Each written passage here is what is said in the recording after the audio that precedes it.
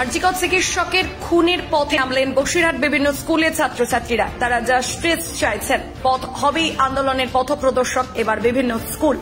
দুপুরে রোদ্দুরে শয়ে শয়ে ছাত্রছাত্রী আরজিকর কাণ্ডে দোষীদের কঠোর থেকে কঠোরতম শাস্তির দাবিতে পথে নামলেন।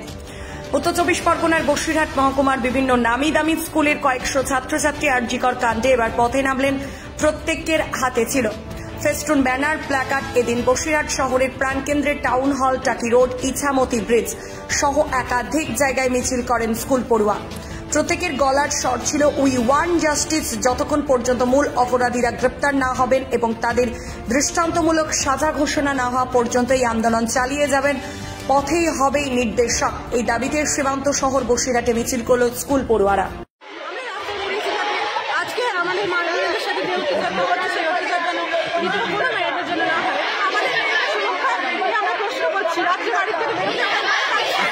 ইতোদিন থেকে যেন কোনো মেয়ে বাড়ি থেকে বেরোতে ভয় না পায়।